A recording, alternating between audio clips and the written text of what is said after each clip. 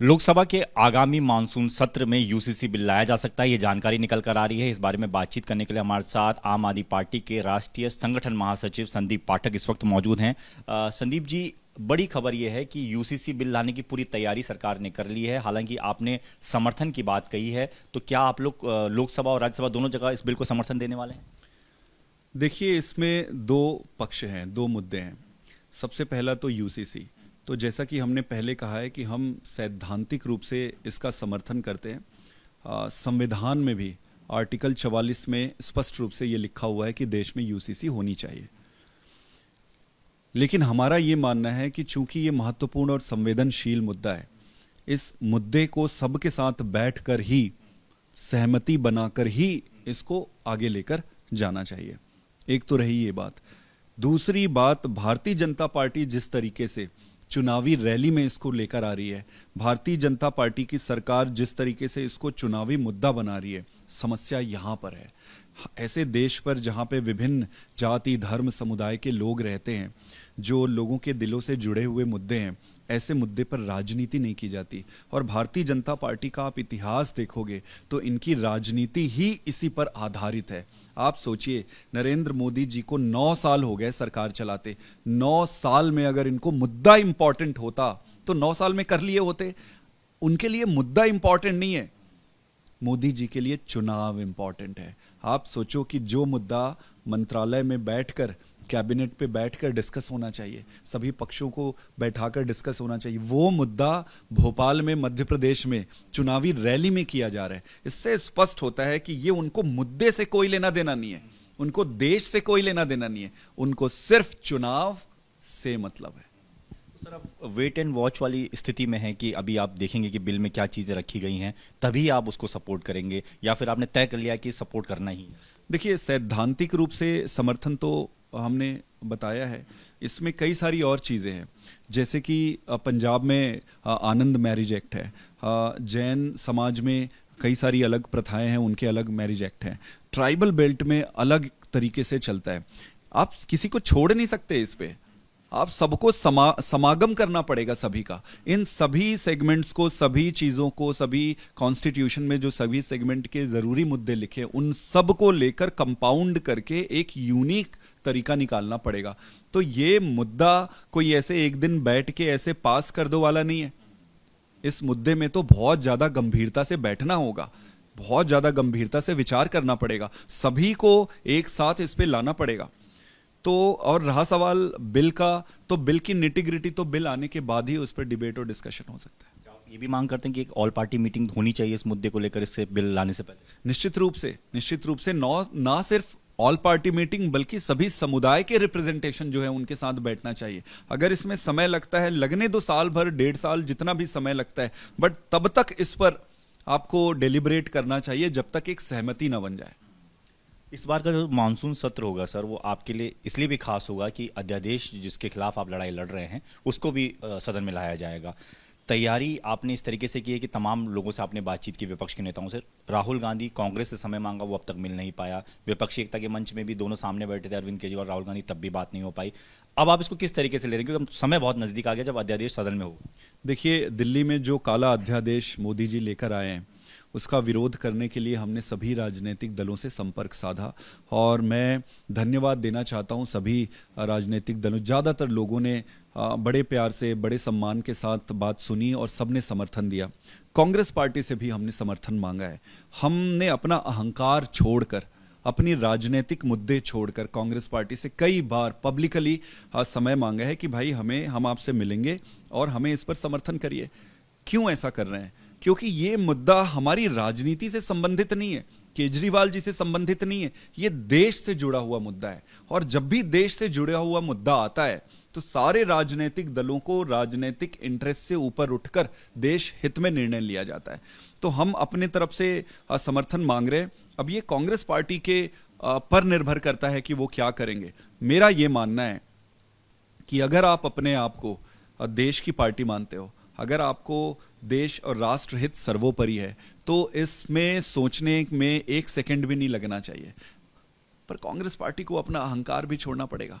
अहंकार छोड़ना पड़ेगा। आप सारे लोगों को साथ लेकर कैसे चलते हैं? जो बड़ा होता है वो झुकता है, सबको साथ लेकर चलता है, सुनता है। छोटे छोटे पेटी पॉलिटिक्स, पेटी उसने मुझे ये बोल दिया, उसने मुझे, अरे राजनीति में बोलेंगे, आज भी बोलेंगे, कल भी बोलेंगे, वो एक दूसरे को बोलेंगे, वो चलता रहेगा। आप बड़ा पिक्चर देखो ना, बड़ा पिक्चर देखोगे तब देश चलेगा। ऐसे छोटे छोटे चीजों पे नहीं हो सकता है। तो अब कांग्रेस पार्टी पर निर्भर करती है। हमारी तरफ से हम सारे अपने अहंकार त्याग कर, क्योंकि ये दिल्ली की जनता से संबंधित है, उनसे आज भी समर्थन मांग रहे हैं। निर्णय उनका है। उससे पहले बेंगलोर में भी एक मीटिंग होने जा रही है, दूसरी मीटिंग होगी विपक्षी दलों की। आपने तो सीधे तौर पर कह दिया कि जब तक उनकी तरफ से कुछ नहीं आता है तब तक हम मीटिंग का हिस्सा नहीं होंगे, जब जिसमें कांग्रेस होगी। तो क्या अभी तक स्थिति साफ नहीं हो पाई कि आप मीटिंग का हिस्सा होंगे, या अभी भी आप वेट कर रहे हैं कि कांग्रेस की तरफ से कुछ आ जाए? देखिए, चूंकि दिल्ली ने अरविंद केजरीवाल जी को और आम आदमी पार्टी की सरकार को बार बार चुनकर भेजा है, हमारी प्राथमिक, हमारी जो दायित्व है वो दिल्ली के प्रति है। हमारे प्रमुख एजेंडे में सबसे पहला एजेंडा यही है। और अब जब आप जो भी आप डिस्कस करो, डिस्कशन एजेंडे के ऊपर ही तो हो सकता है ना। आप ऐसे किसी भी मीटिंग में जाएंगे और एजेंडा पे डिस्कस ना हो तो क्लैरिटी होनी चाहिए कि भाई हमारे लिए ये एजेंडा महत्वपूर्ण है। आप अपनी स्थिति स्पष्ट कर दो, तब हम बता पाएंगे, हमारे लिए भी कंफर्ट रहेगा। तो हमारे तरफ से ये स्पष्ट है कि कांग्रेस पार्टी को अपनी स्थिति स्पष्ट करनी पड़ेगी ऑर्डिनेंस के मैटर पर। बाकी चीजें जैसे जैसे आगे बढ़ेंगे, देखेंगे, जाएंगे नहीं जाएंगे, क्या होगा वो समय बताएगा। लेकिन ये तो तय है कि जब तक वो कुछ नहीं कह देते तब तक आप नहीं जाएंगे। मेरे हिसाब से ये स्पष्ट है, पार्टी ने पहले ही स्पष्ट किया हुआ है। कांग्रेस पार्टी को बड़ा दिल रखना चाहिए और बड़ा पिक्चर देखना चाहिए। एक आखिरी सवाल सर, जिस तरीके की लड़ाई आप कह रहे हैं कि आप दिल्ली में लड़ते हैं उपराज्यपाल और सरकार के बीच में, कुछ ऐसी ही लड़ाई इस वक्त तमिलनाडु में भी नजर आ रही है। वहां राज्यपाल ने सीधे तौर पर एक मंत्री को बर्खास्त करने की बात कह दी है, बालाजी सेंथिल की बात कर रहे हैं। हालांकि फिलहाल उस पर रोक लगा दी गई। इसको आप किस नजरिए से देखते हैं? कि आपको लगता है कि ये स्थिति जो है वो आपको दिल्ली में भी नजर आती है धीरे धीरे? वही जो जब सभी विपक्षी दलों से समर्थन मांगा तो उसमें एक लाइन आपने देखा होगा, हमारे नेता माननीय केजरीवाल जी ने सब जगह पे रखा कि भाई जो आज दिल्ली के साथ ये कर रहे हैं वो कल किसी भी राज्य के साथ कर सकते हैं। उनके लिए ये फर्क नहीं पड़ता कि ये पूर्ण राज्य है या पूर्ण राज्य नहीं है। तो ये बात बिल्कुल सच हो गई और थोड़े समय में ही सच हो गई। तो कांग्रेस पार्टी को यही तो समझा रहे थे हम कि ये मुद्दा आम आदमी पार्टी विशेष पर नहीं है, ये मुद्दा प्रजातंत्र पर है, ये मुद्दा जनता से जुड़ा हुआ है। तो इसको बड़ा पिक्चर लेकर उनको देखना पड़ेगा। और तमिलनाडु के गवर्नर साहब ने जो किया है पूरी तरह से असंवैधानिक है। किसी भी मंत्री को चुनना, मंत्री के विभागों का फेरबदल करना और मंत्री को बर्खास्त करना मुख्यमंत्री के विशेषाधिकार में आता है। गवर्नर साहब इसमें कुछ भी इंटरफेयर नहीं कर सकते, वो असंवैधानिक है। लीगल स्क्रूटनी में वो वैसे ही फेल हो जाते, इसलिए उन्होंने रोक लगाई।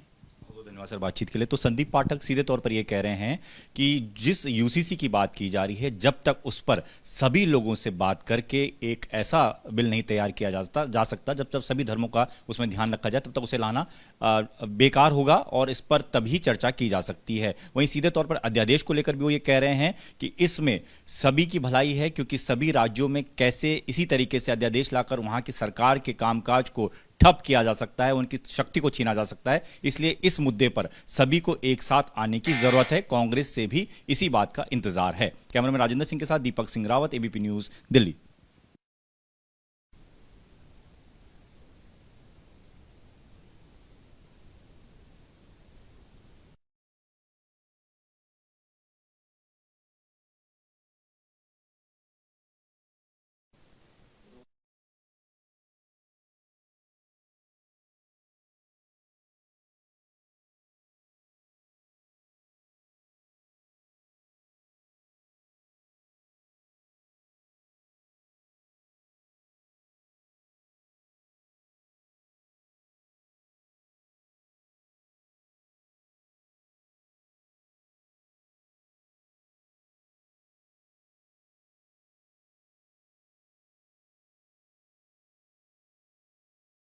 लेकिन ये तो तय है कि जब तक वो कुछ नहीं कह देते तब तक आप नहीं जाएंगे। मेरे हिसाब से ये स्पष्ट है, पार्टी ने पहले ही स्पष्ट किया हुआ है। कांग्रेस पार्टी को बड़ा दिल रखना चाहिए और बड़ा पिक्चर देखना चाहिए।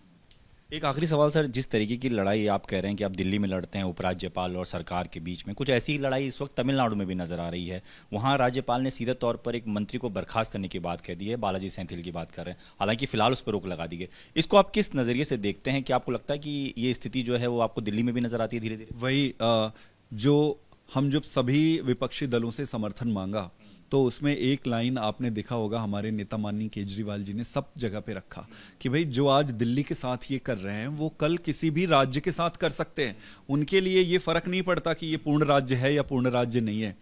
तो ये बात बिल्कुल सच हो गई और थोड़े समय में ही सच हो गई। तो कांग्रेस पार्टी को यही तो समझा रहे थे हम कि ये मुद्दा आम आदमी पार्टी विशेष पर नहीं है, ये मुद्दा प्रजातंत्र पर है, ये मुद्दा जनता से जुड़ा हुआ है, तो इसको बड़ा पिक्चर लेकर उनको देखना पड़ेगा। और तमिलनाडु के गवर्नर साहब ने जो किया है पूरी तरह से असंवैधानिक है। किसी भी मंत्री को चुनना, मंत्री के विभागों का फेरबदल करना और मंत्री को बर्खास्त करना मुख्यमंत्री के विशेषाधिकार में आता है। गवर्नर साहब इसमें कुछ भी इंटरफेयर नहीं कर सकते, वो असंवैधानिक है। लीगल स्क्रूटनी में वो वैसे ही फेल हो जाते, इसीलिए उन्होंने रोक लगाई।